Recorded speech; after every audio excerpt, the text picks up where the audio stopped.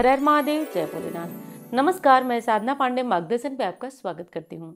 तो दोस्तों, आज के वीडियो में हम जानेंगे एकादशी के कुछ विशेष नियम। और जैसा कि आप जानते हैं कि मार्गशीर्ष मास की एकादशी बहुत विशेष होती है, बहुत खास होती है। और इस एकादशी यानी कि मार्गशीर्ष मास की शुक्ल पक्ष की एकादशी को मोक्षदा एकादशी कहते हैं। तो जिन परिवारों में पितृदोष लगा हुआ है, अकाल मृत्यु हुई होगी और लाख पूजा पाठ प्रयत्न आप कर रहे होंगे, राहत नहीं मिल रही होगी, तो आज से एक उपाय बताऊंगी जिसे आपको करना है, जिससे आप पितृदोष से मुक्ति पा लेंगे। क्योंकि देखिए, पितृदोष से मुक्ति का कई उपाय होता है जो थोड़ा खर्चीला और महंगा होता है।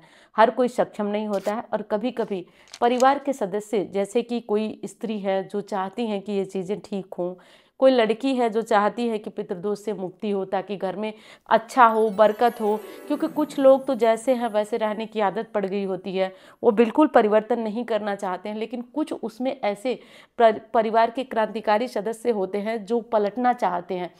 तो अगर ऐसा कोई है जो बहुत पितृदोष से पीड़ित है, तो आज उपाय बताऊंगी, परिवार का एक सदस्य भी ये उपाय करे तो पितृदोष से मुक्ति मिल जाएगी।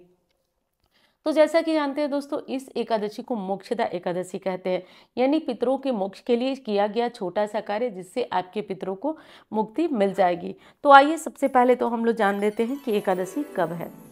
तो देखिए दोस्तों, पंचांग के अनुसार एकादशी तिथि की शुरुआत हो रही है 30 नवंबर को। 30 नवंबर को रात 9:31 पर और 1 दिसंबर को शाम 7:01 पर तिथि का अंत हो रहा है, यानी समाप्त हो रही है। तो ऐसे में उदया तिथि के अनुसार 1 दिसंबर को एकादशी का व्रत किया जाएगा। 1 दिसंबर को मोक्षदा एकादशी का व्रत किया जाएगा। तो देखिए दोस्तों, अब इसमें ये बात आ रही है कि जैसे 1 दिसंबर सोमवार के दिन एकादशी पड़ रही है, तो ऐसी स्थिति में हम तुलसी को जल अगर 2 दिन नहीं डालते हैं तो क्या करें? रविवार को डालें या फिर सोमवार को? तो एकादशी है तो कैसे करें? तो देखिए दोस्तों, नियम के अनुसार तो रविवार को तुलसी की पूजा नहीं होती है, साधना नहीं होती है। दूर से आप पूजन कर सकते हैं, परंतु स्पर्श करना, जल डालना, भोग चढ़ाना, ये सब मना होता है। तो आप ये कार्य सारे न करें, इस बात का विशेष तौर पे ध्यान रख करके और तब कार्य करके आगे बढ़ें, इस विशेष बात का ध्यान रखें। और हाँ, ठंडी का दिन चल रहा है तो तुलसी में अगर 2 दिन जल नहीं डालते हैं तो किसी भी प्रकार की कोई दुविधा, कोई परेशानी, कोई समस्या नहीं होगी। तो इस विशेष बात का आप ध्यान रखिएगा। लेकिन आप शनिवार के दिन तुलसी में जल भी चढ़ाइएगा। शनिवार 29 तारीख को जल चढ़ा करके और तुलसी की पत्तियां भी आज तोड़ के रख लीजिएगा, क्योंकि नारायण को एकादशी के दिन हम लोग भोग लगाएंगे।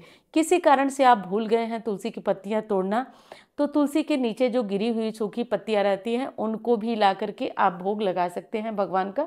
परंतु एकादशी और रविवार को तुलसी को स्पर्श ना करें, उनको तोड़े नहीं, ये विशेष बात है जिसका कि ध्यान रखना चाहिए। अब आइए दोस्तों, कुछ शुभ मुहूर्त के बारे में जानते हैं जिस मुहूर्त में आप पूजा आराधना कर सकते हैं। मोक्षदा एकादशी का शुभ मुहूर्त है सुबह 5:11 से, ये 30 तारीख का मुहूर्त है, 6:05 पर। विजय मुहूर्त है दोपहर 1:57 से 2:39 तक। गोधूली मुहूर्त है जिस मुहूर्त में आप पूजा कर सकते हैं, शाम 5:23 से 5:50 पर। और शाम की पूजा जो पूजा करना चाहते हैं वो भी इसी मुहूर्त में शाम 5:23 से 5:50 तक कर सकते हैं। निशीत काल तक जो लोग अपना दीपक जलाते हैं, अखंड दीपक, वो कम से कम निशीत काल तक जलने दें। निशीत काल का टाइम है रात 11:46 से 12:40 तक। तो जो लोग अखंड दीप जलाकर आराधना करते हैं वो इस समय तक भी अखंड दीप जलाकर आराधना और साधना कर सकते हैं। तो देखिए दोस्तों, अब आइए आपको बताती हूँ कि एकादशी व्रत करने वाले आज पारण कब करेंगे। तो देखिए दोस्तों, 2 दिसंबर को एकादशी का पारण किया जाएगा।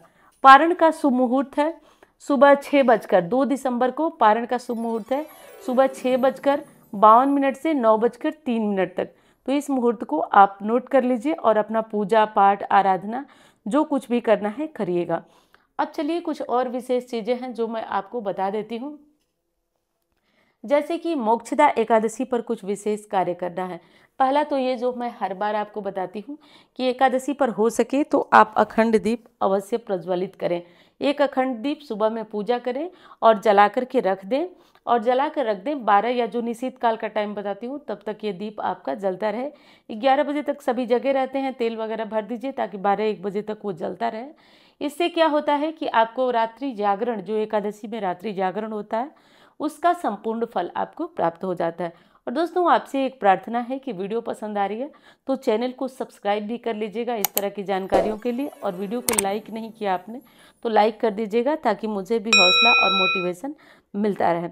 और दोस्तों एक चीज़ और कहना चाहती हूँ कि इस चैनल पर जो शनि मार्गी हो रहे हैं, बहुत सारी परेशानियां हमारे जीवन में खत्म होती हैं, किसी के जीवन में बढ़ जाती हैं राशि अनुसार, और अचानक जीवन चलते चलते हमें लगता है कि अचानक सब कुछ तो ठीक था, अभी 4-5 दिन से इतना तनाव क्यों हो रहा है, 4-5 दिन से ऑफिस में जा रहा हूँ कुछ अच्छा नहीं हो रहा है, पॉलिटिक्स होने लग रहा है, जहाँ भी देखो 4-5 दिन से घर में ज़्यादा कलह हो रहा है, या कुछ लोगों को राहत की सांस भी मिल रही है। अगर ऐसा प्रतीत हो रहा है तो देखिए शनि जो है वो मार्गी होने वाले हैं। तो ऐसी स्थिति में आपको क्या करना है, 28 नवंबर से शनि मार्गी हो रहे हैं और ये आपके जीवन में बहुत कुछ अच्छा भी कर सकते हैं और बहुत कुछ बुरा भी। तो उसके लिए वीडियो चैनल पर अपलोड हो चुकी है, अगर आपने नहीं देखा तो आप देखिएगा, क्योंकि एक चीज़ तो मैं आपको यहाँ पूरे दावे के साथ बता रही हूँ कि ये जो घटित होगा आपके जीवन में, मैं पूरा उम्मीद करती हूँ कि ये 100% सही होगा। क्योंकि देखिए इसमें मैंने अपनी बहुत मेहनत डाली है, और हालांकि ये सब वीडियोस मैं आपको नहीं डालती हूँ, लेकिन मैंने प्रयास किया कि जो लोग मेरे लोग हैं, मैंने देखा कि उनके कमेंट आते हैं वो परेशान होते हैं, तो मैं प्रयास की हूँ। और आजकल कोई व्रत त्यौहार भी वैसा नहीं चल रहा है, तो वो वीडियो आप देखिए और देखने से आपको पता चलेगा कि नहीं ये चीज़ें मेरे ऊपर घटित हो रही है। तो अगर ऐसा कुछ होगा तो आगे भी इस तरह की वीडियो आपके जैसे कमेंट आए वैसे बनाया जाएगा। तो चलिए आगे बढ़ते हैं और कुछ विशेष उपाय के बारे में जानते हैं। तो देखिए दोस्तों, अब आपको क्या करना है कि आज के दिन से प्रारंभ कर, मैंने आगे बताया, अगर आगे नहीं सुने हैं तो सुन लीजिएगा।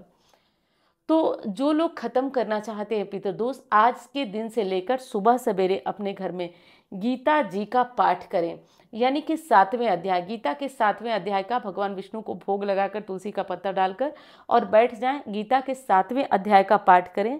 यदि ऐसा आप करते हैं तो आप देखेंगे कि साल 6 महीने में आपके घर से अकाल मृत्यु का भय खत्म होता है, पितृदोष का डर खत्म होता है, पितृदोष की जो तकलीफें हैं, विवाह न होना, आपसी लड़ाई होना, परिवार में मतभेद रहना, बिल्कुल घर में भारी भारी सा लगना, कलह होना, ये सब धीरे धीरे। और ये दोस्तों एक चीज़ बता दूं आपको, ये छोटा सा उपाय होता है, यहाँ पे आपका पैसा नहीं लगता है ना, आप लोग इसीलिए वीडियोस की बातों को नहीं समझते हैं। वही चीज़ अगर मैं सामने से, आप मुझसे अपॉइंटमेंट लेकर बात करते हैं तो वो चीज़ें आप समझते हैं, लेकिन वीडियोस के माध्यम से आप सोचते हैं कि ये चीज़ें असर, आप करके तो देखिए, आपके जीवन में परिवर्तन होना तय होता है। तो ये कार्य आप कर करके देखिए। और हाँ, आज गीता जयंती भी है, तो अगर हो सके तो ज़्यादा नहीं लेकिन कम से कम एक गीता जी की पुस्तक खरीद कर आप किसी धर्म स्थान में दान करेंगे ना, तो उससे जब भी कोई पढ़ेगा तो आपको उसका पुण्य अंश मिलेगा। और वैसे भी धार्मिक किताबों के दान से आपके बृहस्पति मजबूत होते हैं। तो आप ये सारे कार्य करिए। मैं उम्मीद करती हूँ वीडियो आपको पसंद आई होगी। मैं मिलती हूँ अन्य वीडियो में। धन्यवाद। हर हर महादेव।